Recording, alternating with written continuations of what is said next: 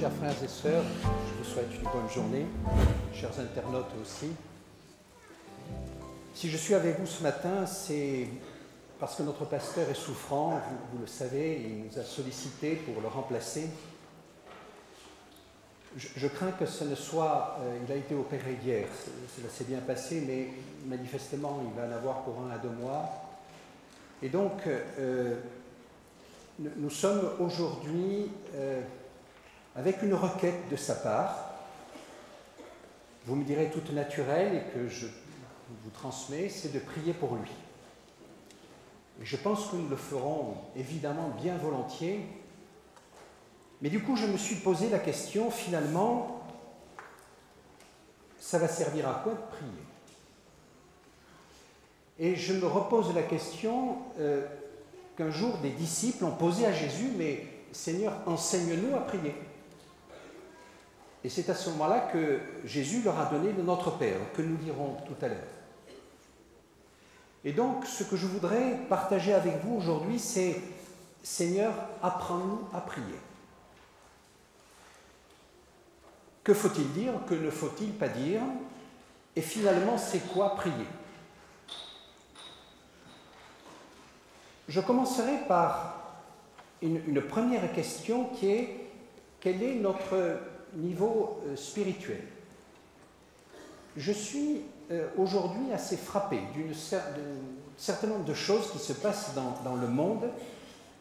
Je vous en reparlerai peut-être en creusant un peu. Ça s'appelle le déni.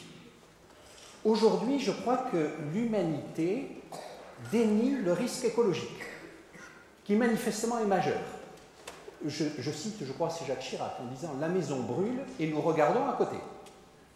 L'année prochaine, en 2015, il y aura c'est une année spéciale de l'écologie qui aura lieu à Paris. La conférence aura lieu à Paris, sachez-le. Cette conférence est considérée comme excessivement importante au niveau de l'écologie. Si on ne fait rien, l'humanité peut disparaître. Il y a un déni de l'économie. Aujourd'hui, regardez la politique qui se passe. Est-ce qu'on est en crise? Est-ce qu'on n'est pas en crise? À quel niveau faut-il répondre à cette crise? Il y a un déni de la barbarie. Ce qui se passe au Centrafrique en ce moment est catastrophique. Catastrophique. Un déni de la moralité.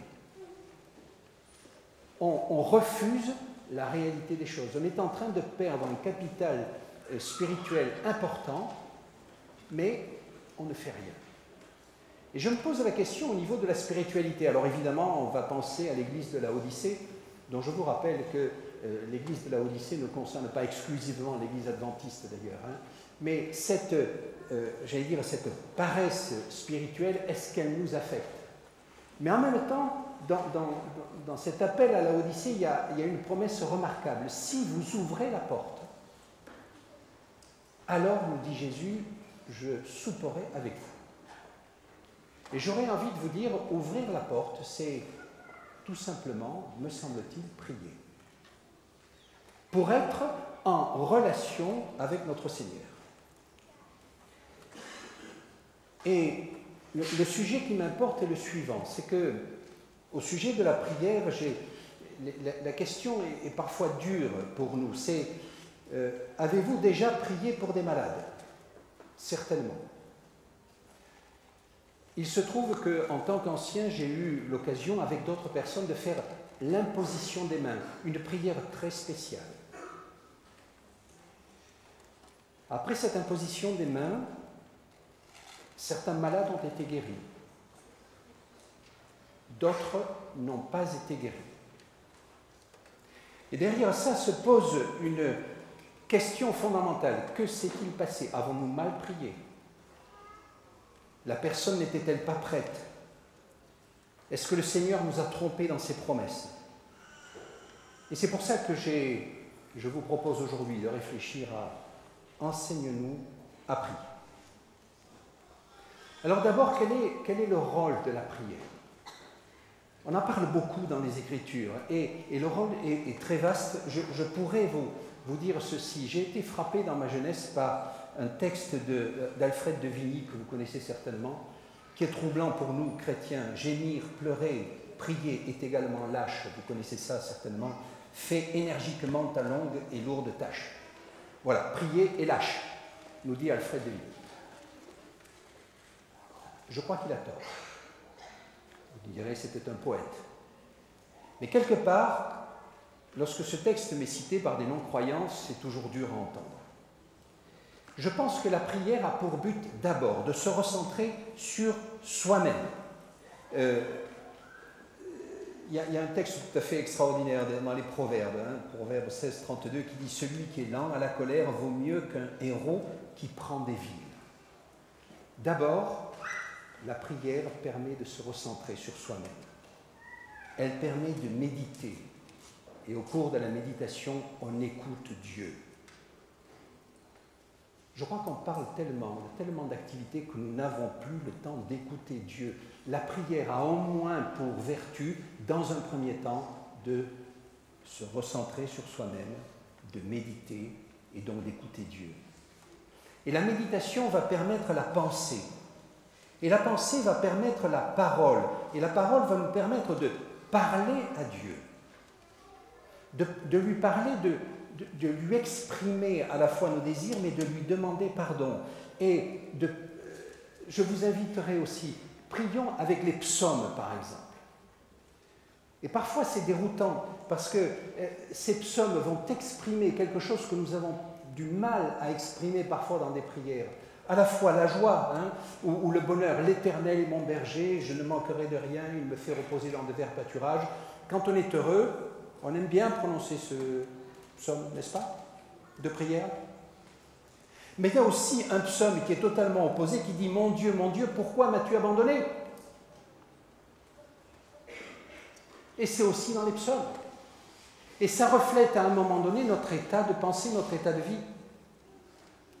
Et aujourd'hui, peut-être sommes-nous dans une situation où nous avons l'impression que Dieu nous a abandonnés. Mais en même temps, il nous dit « Voilà, je suis ton berger. » Et si nous sommes plutôt dans une situation, l'Éternel est mon berger, tout va bien, il nous dit attention, un jour peut-être, toi ou ton entourage, pourquoi m'as-tu abandonné? Et ces paroles vont nous permettre de rentrer en action, de nous mettre en mouvement. C'est en ça que Alfred de Vigny, malgré tout le respect que j'ai pour cet auteur, dans cette parole-là, prier n'est pas lâche. Prier permet de penser et permet d'agir, et d'agir dans un sens réfléchi. Je pense que la prière aussi, outre le fait de cette rencontre avec Dieu que nous allons voir au travers des textes bibliques que je vous ai proposés tout à l'heure, qui ont été lus, a une vertu de rassemblement. Reprenons l'exemple de notre pasteur, nous allons prier pour lui, parce qu'il est souffrant, mais le fait qu'il sache qu'une église entière prie ensemble pour lui est un élément rassembleur. Vous savez, la vocation d'un pasteur, c'est de rassembler et de conduire une église. Et donc, s'il sait que cette église, au travers de ceci, va se rassembler, entre nous, quand quelqu'un prie, on ne se dispute pas. Jamais. J'ai jamais vu des gens se disputer dans une prière. Jamais. Et donc cet élément de rassemblement est certainement très fort. Une première prière que je vous donnerai, il y en a de nombreuses dans la Bible, mais je citerai volontiers celle-ci, c'est celle que l'on va trouver dans Ésaïe, dans le prophète Ésaïe. Il va parler du temple. Ésaïe au chapitre 56, le verset 7, où il dit, Ésaïe chapitre 56, verset 7, donc Dieu parle au travers d'Ésaïe, « Je les amènerai dans ma montagne sacrée, je les réjouirai dans ma maison de prière. Ce sera pour le Seigneur un nom, un signe perpétuel qui ne sera pas retranché. Leurs holocaustes et leurs sacrifices seront agréés sur mon autel, car ma maison sera appelée maison de prière pour tous les peuples. » Je dois dire que c'est assez sidérant, émouvant de voir que pour Dieu, le temple à l'époque était une maison de prière d'abord, et une maison de prière pour tous les peuples. Pour vous les enfants, c'est la question 1, je crois. Donc ce temple, construit par Salomon à l'époque, va être un lieu de rassemblement. Et si vous relisez cette prière de Salomon, elle est tout à fait remarquable, de la dédicace, au moment de la dédicace du temple, vous allez voir que Salomon dit que ce lieu sera un lieu de prière pour tous les peuples, un lieu de pardon, c'est-à-dire un endroit où Dieu va pouvoir pardonner son peuple, un lieu de rencontre, ou si vous préférez, un lieu de l'alliance, et un lieu de dialogue avec Dieu. La prière, moment de dialogue avec Dieu, moment de rencontre, moment de pardon, moment d'alliance avec lui. J'avance et je reprends ce texte qui nous est donné dans Luc au chapitre 18. C'est une parabole qui est donnée par Jésus au sujet de la prière. Et j'aimerais vous faire découvrir ce texte de manière un peu décalée. Dites-moi, Jésus donc leur dit une parabole pour montrer qu'il faut toujours prier sans se lasser. Il dit, il y avait dans une ville... excusez-moi. Ça, c'est une parabole. Si j'ai le temps, je vous en parlerai. Mais c'est Luc 18, c'est 9 à 14. Pardon. Pour certains qui étaient persuadés d'être des justes et qui méprisaient les autres, il dit encore cette parabole. 2 hommes montèrent au temple pour prier. L'un était pharisien et l'autre collecteur de taxes, publicain. Mais collecteur de taxes, c'est plus précis. Le pharisien, debout, priait ainsi en lui-même. Et regardez, ô Dieu, je te rends grâce de ce que je ne suis pas comme le reste des hommes, qui sont pas ce juste militaire, ni comme ce collecteur de taxes.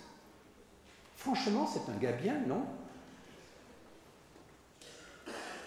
Attendez, il n'est pas rapace, il n'est pas injuste, il n'est pas adultère. Et il n'est pas voleur comme le collecteur de taxes. Non, c'est pas un gars bien. Je jeûne 2 fois la semaine. C'est très bien. C'est très bon pour la santé. Je consultais les médecins sur le sujet. Franchement, c'est bien. Et en plus de ça, et je donne la dîme de tous mes revenus. C'est un bon adventiste. Franchement. Au moins, voilà un homme qui obéit. Il agit. L'autre, le collecteur de taxes, lui, se tenait à distance. Il n'osait même pas lever les yeux au ciel, mais il se frappait la poitrine en disant « Oh Dieu, prends en pitié le pécheur que je suis. » C'est bien joli, mais lui, il ne parle que de la grâce. Qu'est-ce qu'il fait? Il ne fait rien? Non. Alors nous qui adventistes aimons bien l'obéissance, celui qui obéit, c'est le pharisien. L'autre, il ne fait que de parler de la grâce.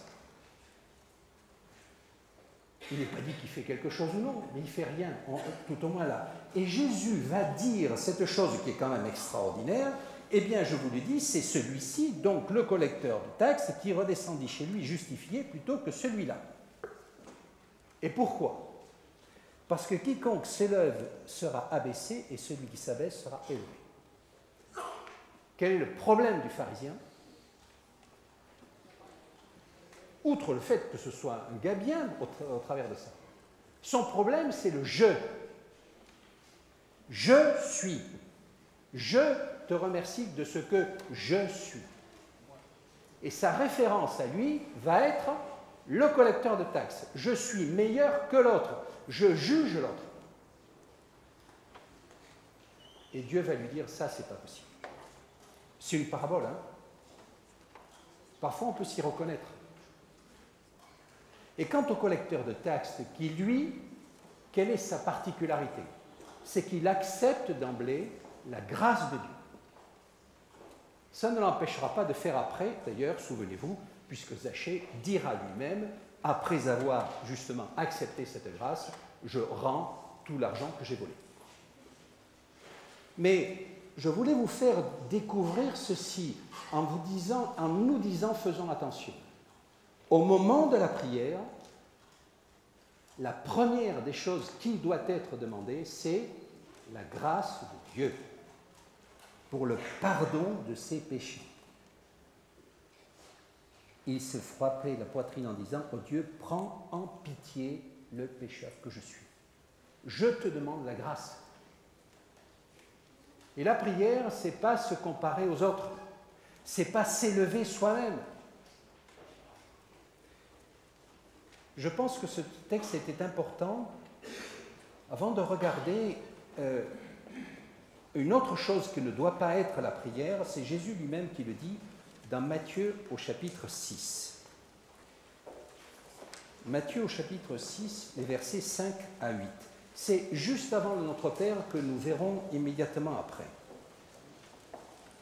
Lorsque vous priez, nous dit le Seigneur, ne soyez pas comme les hypocrites qui se plaisent à prier debout dans les synagogues et au coin des grandes rues pour se montrer aux gens. Amen, je vous le dis, ils tiennent là leur récompense. Mais toi, quand tu pries, entre dans ta pièce la plus retirée, ferme la porte et prie ton Père qui est dans le secret, et ton Père qui voit dans le secret te le rendra. En priant, ne multipliez pas les paroles comme les non-juifs, qui s'imaginent qu'à force de paroles, ils seront exaucés. Ne faites pas comme eux, car votre Père sait de quoi vous avez besoin avant que vous lui demandiez. Attendez, dans une prière, il n'y a rien à demander. Normalement. Dieu sait tout. Non. C'est quand même ce qu'il dit. 1. Ne multipliez pas les vaines paroles. 2. Ce n'est pas la peine de demander. Dieu sait ce dont vous avez besoin. Or, remarquons, je remarque que lorsque je prie, vous, j'en sais rien, mais moi, lorsque je prie, la majorité de ce que je dis sont des demandes. Mais Dieu le sait. Alors vous allez me dire, mais qu'est-ce qu'on doit faire dans la prière?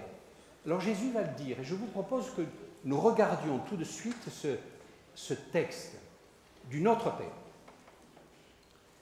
Il vient dans la foulée et je n'en prendrai que quelques éléments pour vous montrer la densité de ce texte. Il y a 6 versets. Hein. Ce n'est pas une longue prière et c'est le modèle que nous a donné Jésus. Mais je voudrais que nous vivions ensemble la profondeur de ce qu'il dit. Voici donc comment vous devez prier. Notre Père qui est dans les cieux. Le Notre Père a un caractère très personnel. C'est la relation personnelle que moi j'ai avec mon Dieu, que vous avez avec votre Dieu. Un Dieu proche et en même temps un Dieu lointain qui est dans les cieux.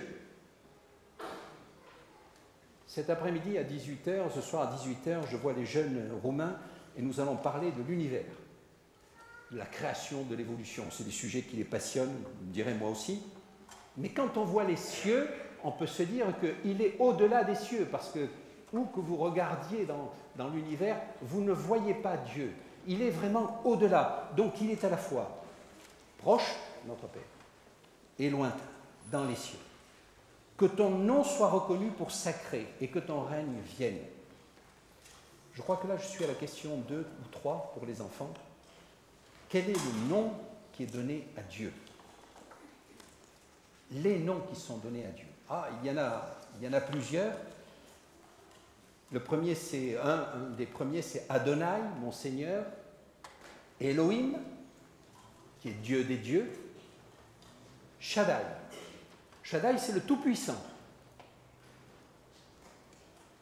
Il y a le nom de Jéhovah. Jéhovah qui est en fait des voyelles qui ont été mises sur le nom que je qualifierais le nom personnel qu'il a, qui est le fameux tétragramme Yahweh. Y-H-W-H. Imprononçable. Et qui veut dire, c'est une tautologie. Pour ceux qui aiment ça, ça veut dire je suis celui qui suis. Notre Dieu s'appelle je suis. Que ton nom soit reconnu pour sacré. Que ton nom, le nom définit une personne.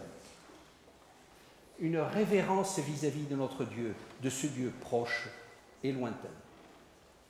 Que ton règne vienne. Là aussi. Ton règne, on le voit souvent, oui, que ton règne vienne. En tant qu'adventistes, nous sommes très proches du règne de Dieu. Nous sommes les porteurs du sens du règne de Dieu à venir. Nous ne sommes pas assez, à mon avis, proches du sens que ton règne vienne aujourd'hui dans mon cœur. Parce que c'est ça aussi que ça veut dire.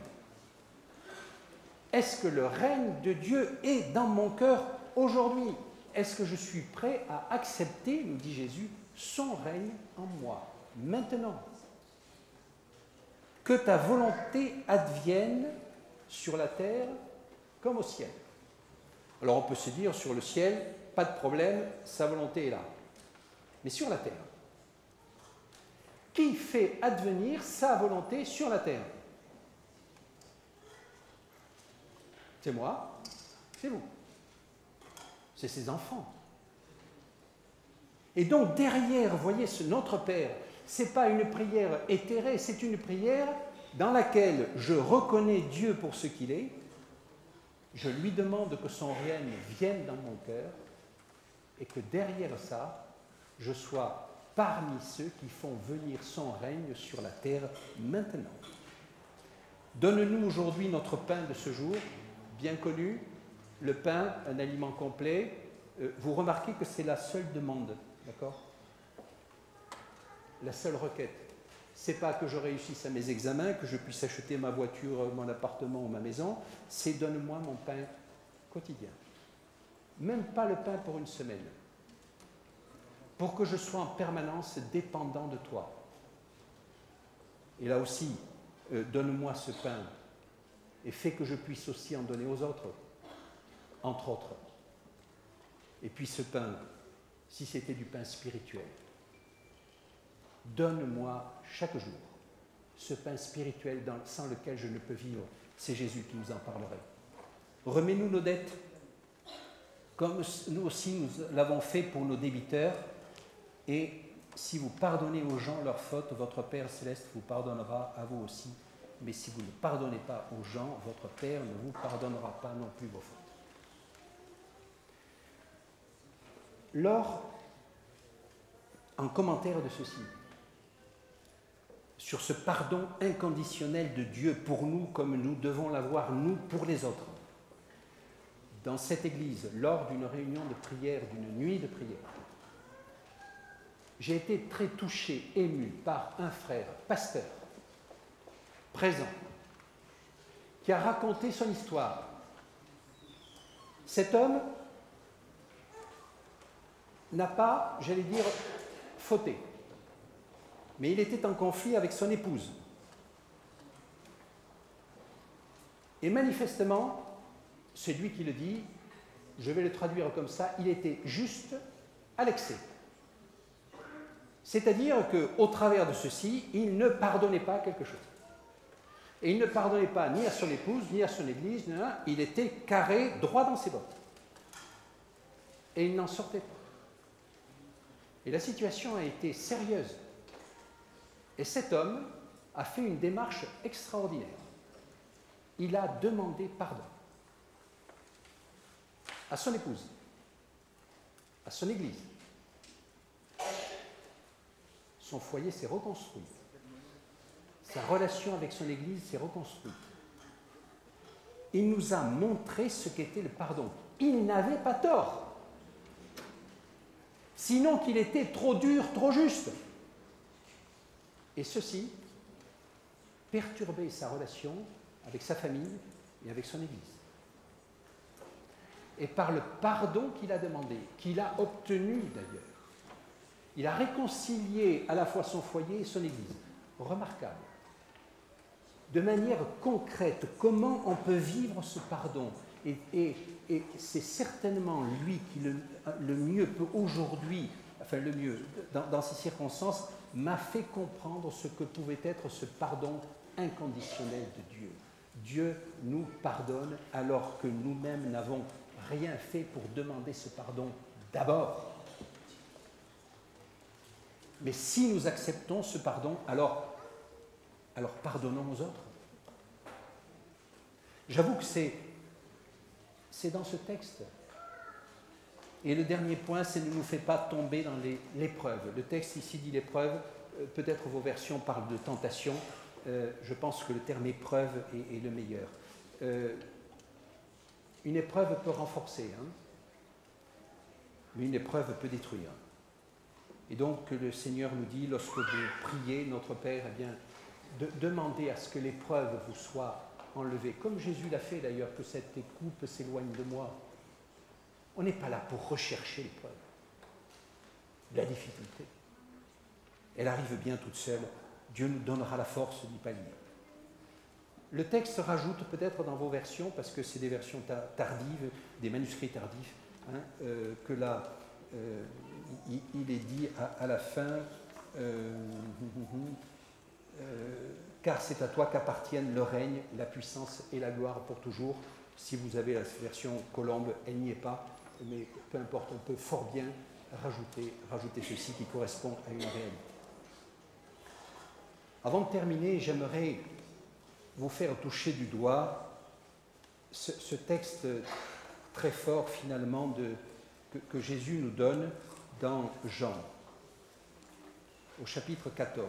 On a lu ceci et on peut se sentir parfois culpabilisé en lisant ceci. Amen, amen, je vous le dis, celui qui met sa foi en moi fera lui aussi les œuvres que moi je fais.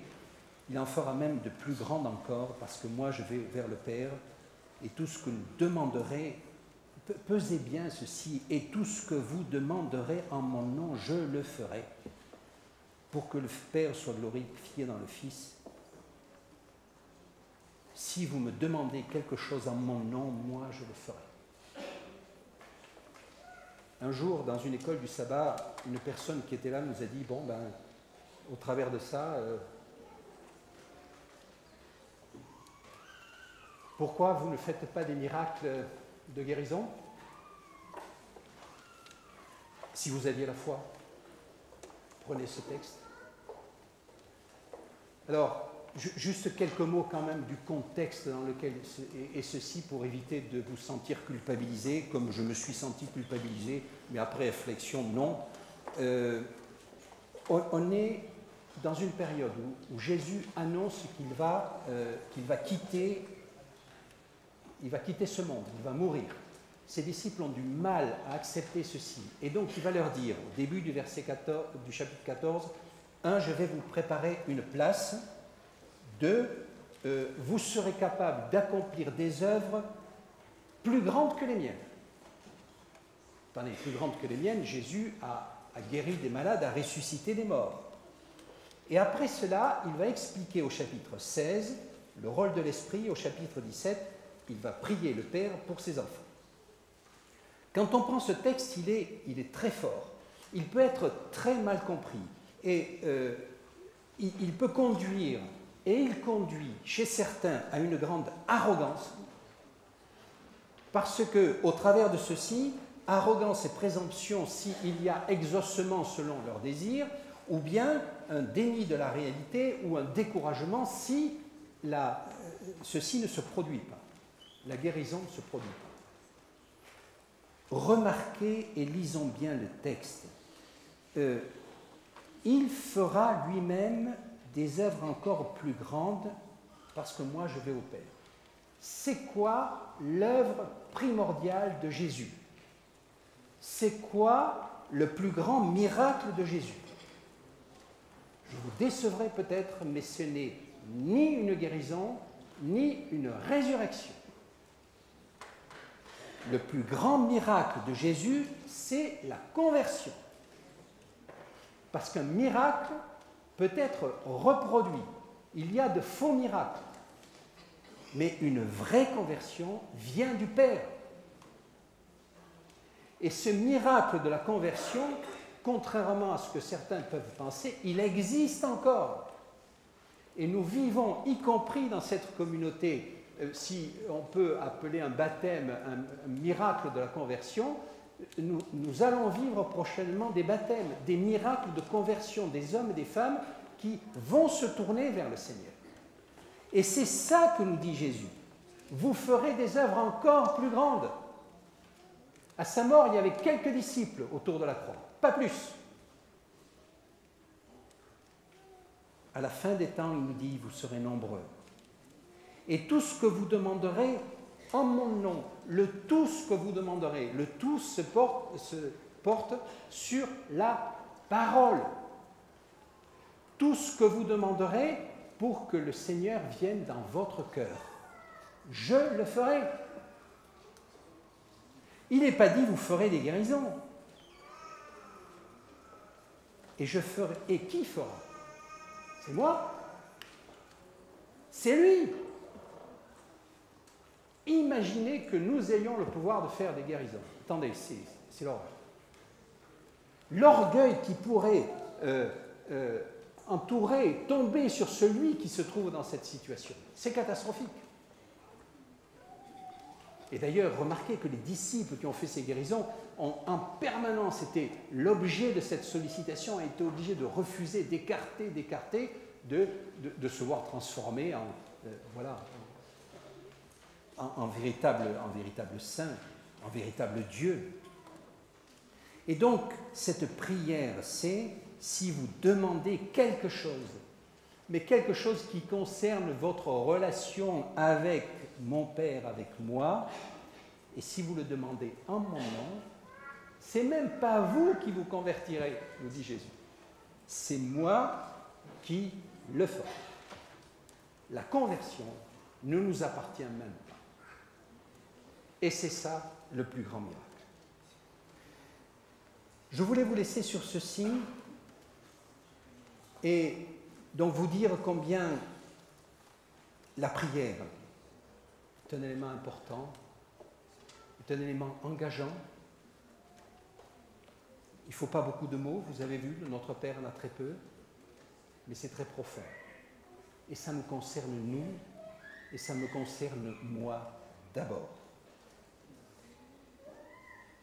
Seigneur, j'ai envie de dire, apprends-moi à prier. Place-moi, place-nous dans ta mission, qui est la bonne nouvelle du salut. Place-nous dans le temps de Dieu pendant notre temps. Et ce que je vous propose maintenant, c'est de terminer avec ce texte tout à fait extraordinaire qui est juste avant, justement, cette question, ce Dieu qui nous accorde ce pouvoir immense. Vous ferez de plus grandes choses en mon nom. Jésus a dit à ses disciples au chapitre 14, versets 1 et 2, que votre cœur ne se trouble point. Mettez votre foi en Dieu, mettez aussi votre foi en moi. Il y a beaucoup de demeures dans la maison de mon Père, sinon vous aurais-je dit que je vais vous préparer une place? Si donc je vais vous préparer une place, je reviens vous prendre auprès de moi, pour que là, moi où je suis, vous y soyez aussi. C'est ma prière pour chacun d'entre vous. Amen.